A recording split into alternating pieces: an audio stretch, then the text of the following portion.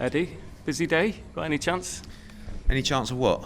A busy day? A busy day, yeah, always busy. I mean, it's good to be in Manchester, with Crawler and Quigg as well. Just sort of brings back a lot of memories, this hotel, because we used it for all the sort of shows at the arena, going back to Frampton Quigg here. Obviously, when Crawler fought Linares a couple of times, and Barroso and Perez twice. So good to be back. No fans, but hopefully one of the last few without fans, and looking forward to a really big show, really intriguing card. All the way down, to even young Campbell Hatton's fighting a kid. It's a City United derby, and he's lad as well, he's a losing record, but he's actually coming. Levi Donny will have a right goal. I know. I'm a bit worried about that actually. To be honest. How old does it make everyone feel though? You're talking about Campbell Hatton and him and Quigg are coaches now. I know. I said that earlier, but he still looks. He only looks 21, doesn't he? So Still doing a bit. What about this card? It's a great card. I mean, look, I know Chisora's always a guy who creates headlines and. The casual fan loves to watch him because he gives you 110% all the time. Parker, very well known himself. Big fights in the UK against Joshua and Dillian Whyte. Dillian Whyte one was a real barn burner. I don't even know if it's like, when people say last chance saloon, I don't even know if Del cares about last chance saloon. He just wants to have a tear up, doesn't he? I don't think Derek's thinking, if I win this, I could put myself in position. He's just thinking, I just want to go to war, and if I win, great. Winner stays on. And same with Parker. Like whoever loses this fight, he's done really. Like in terms of ever fighting for a world title or staying in that mix of having big fights. So I think with Chisora, it's been a real sort of Indian summer, hasn't it? Where he's just sort of come from nowhere. I mean, I remember when he lost in Monaco against Kabayel for the European title. It looked dreadful. He's come back. Spilka win. Takam was still one of my favourite wins. But the Dillian Whyte fight, he was winning that fight till he got knocked out. And he put in a great performance there. Come back with good wins against Price, and kept himself in the mix, and then got the chance against Usyk, and I thought he'd done really well against Usyk. I mean, it was a strange one at the time because when I watched the fight live, the bell went. I thought, I've got this a draw, and then when I watched it back, he lost by 4 rounds. But at the time, when I've got Bellew in one ear and Hay in the other ear screaming and shouting, but actually, I don't think he got enough credit for that performance, to be quite honest with you. Like Usyk's a pound for pound great fighter, and Chisora's just horrible to fight. Man.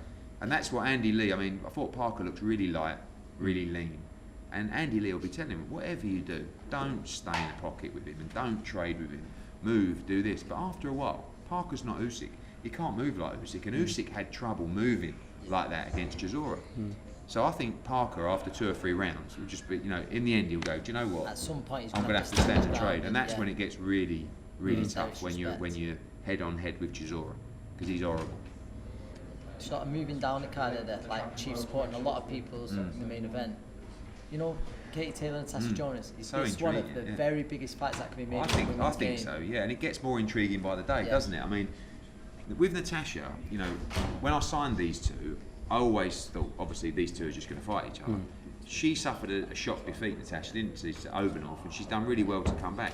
Brilliant last time out against Terry Harper. Really close fight, could have gone either way. But what I've seen is the confidence. I feel like her confidence was a bit shot after the Overnorth fight. Then she was confident going into the Harper fight, and the performance really spurred her on. I'm watching the clips out of the gym and on the pads thinking, they fancy this. We saw Joe this morning. And his first thing he said to me, I'm telling you now, she's going to knock Katie Taylor out. Joe saying her legs aren't what they are. She's been what? I said, all right, Joe, calm down. But it's Katie Taylor is she's for me pound for pound number 1 in women's boxing. Yeah, I mean sooner or later you do start getting a little bit older and maybe the legs aren't as fresh. But I do think that in her last fight she looked probably better than she's ever looked against Gutierrez. And coming off tough fights like Pursoon's almost like a female Chisora, absolute nightmare to fight. Can Natasha raise herself to the levels of Katie Taylor? That's something you only find out on fight night. But I know Crawler's part of the team, and Joe and everyone, and I know Natasha believes. She believes she'll win this fight. She can punch. She can really punch. Up at lightweight as well. Last time it was super feather. I think this will just give her that little bit of leniency on the scales as well. And I think this is going to be a fascinating fight. Whatever way it goes, it'll be a thriller, and really big for women's boxing. And you're involved with another fight as well, obviously. Yes. You're in the corner twice with Marcus and Chris Morrison, Eubank. yeah, but there's some intriguing fights down the card as well, isn't it? I mean, Bivol, I Craig was gonna Richards. say It's, I mean, I think with a Morrison fight, like, great win for him last time out in Italy. Like, it was like a career saver. Got himself in the top 15. No one's giving him a chance, actually, in this fight. He's a sharp shooter. You know, I mean, he's got a great jab. He's very fast. He can punch. Just for Eubank, for me, like I watched an interview with him the other day. It's actually probably the nicest interview I've ever seen with Eubank. Really humble, really mature, but I didn't see the edginess that I saw when he had a bit of a chip on his shoulder. You know, what I saw was a more comfortable young man. You know, like, are you still as hungry? And does he really? Is he up for this fight? Right? Like he can't be as up for this fight as Marcus is, because Calla and everyone else is telling him, right, in the summer we're going to do a big fight against this guy, this guy, this guy. So I'm not saying they overlook him, but I don't know whether he's got the same kind of hunger as he used to, or definitely not as much as Marcus Morrison. For me, it depends on if Marcus Morrison can stand up to the hammer. That's going to be the key. You know, can he take? And Eubank's not a massive puncher, but he's a sharp puncher. You know, if Marcus can weather those early storms and stay calm. You know, I mean, you know better than me. You know, it's hard for you because when you're in a gym, everyone falls in love with everyone, right? So they're coming out saying, "Oh no, Marcus is," but he's also smart enough to know that Eubank's sharp. It's a big ask. It's a big ask, but I think he's a much liver underdog than what a lot of people are making out, because he can really punch. But I think there's no denying he's going to have to bring something we've never seen before to secure the upset on Saturday night. That's for me. I think, you know what, Eddie, talking about upsets and opportunities. Craig Richards, we just spoke to him. He's in a great place. I know, but that's another one. Again, but that's another one. You know, like obviously being around fighters and you start, you know, it's infectious. Like I had that chat with Joe earlier about Jonas. I walked away going, wow, I think she's the favourite in this fight. And the same. I remember when Peter Sims came into the office, I said, look, I think I can make the Bivol fight. By the way, I just got to turn this on. We've got some kind of music. Molly Malone by Sinead O'Connor playing on my phone. That was a Katie Taylor ring option we were looking at. And you know, with Peter Sims, they come into the office and I said, look, amazing performance last time out to win the British title. Like after drawing with Chad Sugden. At the Archive. And I felt that he was a big underdog against Pitters and absolutely battered him. Yes. Yeah. So Peter come in, he said, look, what we really want to do is we want to roll the dice. We want to fight for a world title.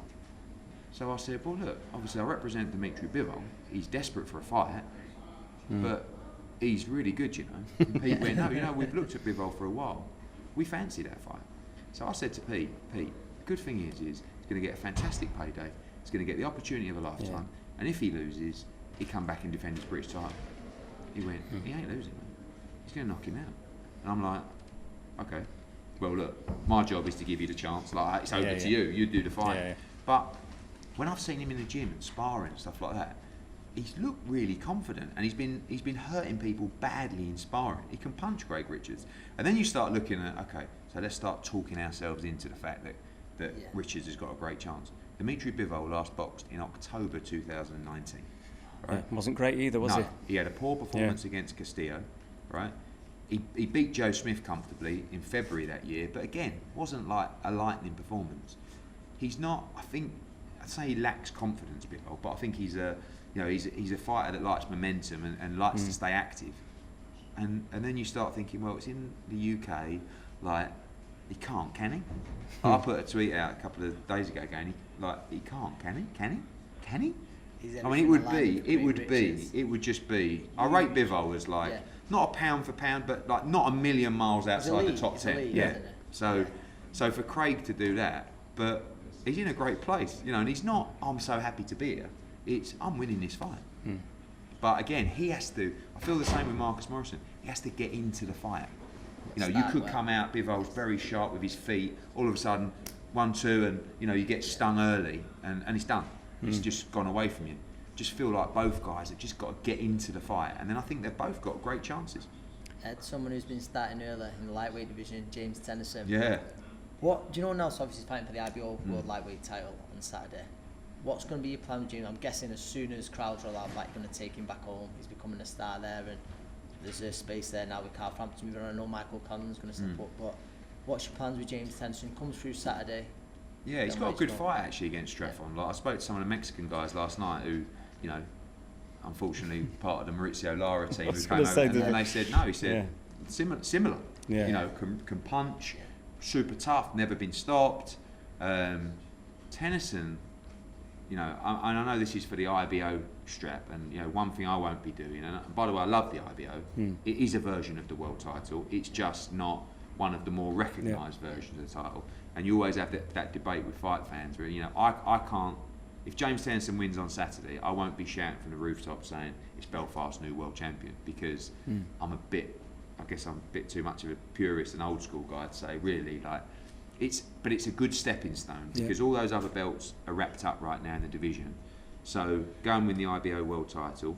Tennyson's a nightmare. Like, I mean, if you were fighting now, like, why would you fight James Tennyson? But he punches. Like, yeah, I know, but we still have to see how he holds up. Yes. Like, this kid can punch a bit. Yeah. And he's not been in at lightweight with a puncher yet. You know, he boxed Gavin Gwynn, brutalised him. He boxed Atif Shafiq, another non-puncher. Yeah. He boxed last time out Josh O'Reilly, done him in a round. He was a non-puncher as well. You know, and at super featherweight, he obviously got floored by Tevin Farmer a few times. Martin Ward having him over. He was delicate, but it was the weight. You know, but I still want to see someone fire back at him and see how he takes those shots to head and body. But I tell you what, my goodness, can he punch? I mean, he is up there as a pound for pound puncher. You know, and no one's going to. You've almost got to get someone on the blind side, Dom, with a match in that they don't really know anything about Tennyson. Like, otherwise, why would you fight Tennyson? He just comes forward. He's a puncher. You know, he's not yet got the superstar profile. So I'm going to try and sort of look for someone that hasn't really sneak him in. Do you know what I mean? Just like before we made Haney Linares. Linares was a guy that you could go to Odyssey with against Tennyson. That would be a bum burner and all. But he still needs the experience. Like, Linares is a fantastic, you know, former pound for pound great. So James just still needs the ring time, the rounds, and we still need to see if he can stand up to the hammer at 135 pounds. But he's exciting. I mean, from the first belt, does not stop coming forward, throwing bombs, and you know, I think Belfast will love him. Just a couple before we finish with you now, but we've got to ask you, obviously, when you've done with this small matter, you're going to leg it to Texas again. Yeah. That fight now, Canelo, Billy Joe. I'm sure you're in touch with Billy Joe all the time. I mean, that's another huge task, though, isn't it? He kind of feels that, you know, I'm favouring Canelo Alvarez. I'm not really favouring Canelo Alvarez. He's just the pound for pound #1 star, and he's getting a lot of attention. And Billy Joe don't really want to do any media, so all the attention's on Canelo Alvarez as well. But my job is to provide the opportunities for those guys. I've done it for both of them, and the rest is up to them. You know, Billy Joe's been looking for this opportunity for a long time. I think it's a real live fight. I think it's the toughest fight out there for Canelo Alvarez.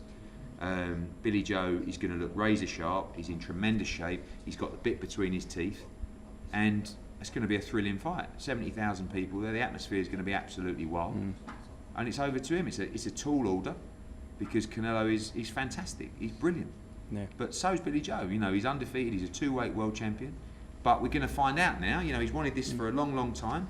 And if he is what he says he is, and if he's going to be very, very dangerous in that fight, and he can win that fight. Yeah, you've just been there with Callum, though, haven't you? And it's still fresh in your head. You'd think Billy Joe's a lot more suited to have success when you go past opponents of Canelo who's caused trouble, like your Laras, your Trout, Southpaw on the move. If he does this, it's ranked right up there with one of the greatest wins by a British fighter on a way. So without doubt. Yeah. Especially, you know, there's a lot of talk about, you know, am I going to get a fair? Like, you're up against. You've got Canelo Alvarez in one corner. You've got 70,000 Mexicans in the fan in the arena. Like, it ain't going to be easy. Yeah.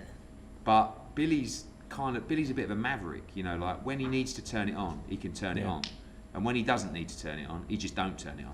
So you see him in performances, you know, in LA or against Isuti, where you just think he's not really. And then you see him against Andy Lee. You see him against Lemieux, and you think, wow. Like, I watched that Lemieux fight the other night.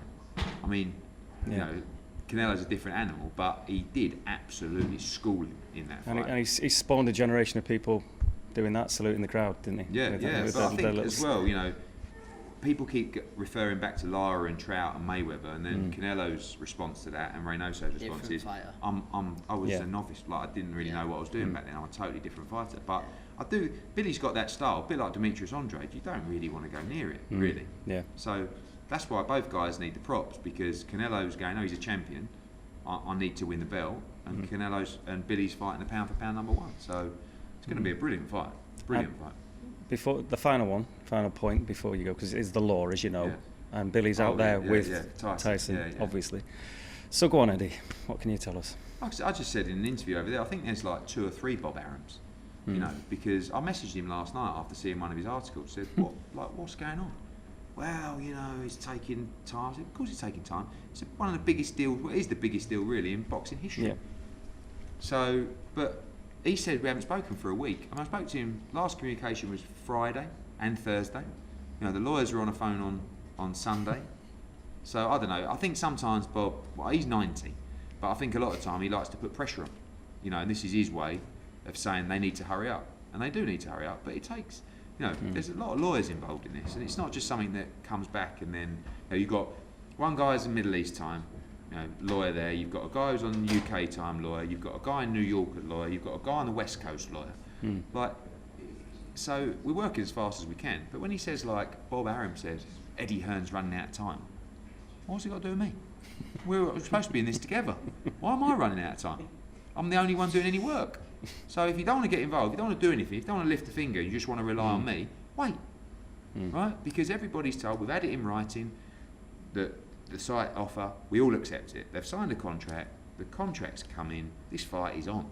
But if you listen to Bob, like, part of me thinks they don't want to do the fight. But that's why I wanted to see Tyson in Vegas, because he reassured me that he wants the fight. And, you know, he called out about 6 people this morning on Instagram, and one of them was AJ. So that's a good sign, you know. Yeah.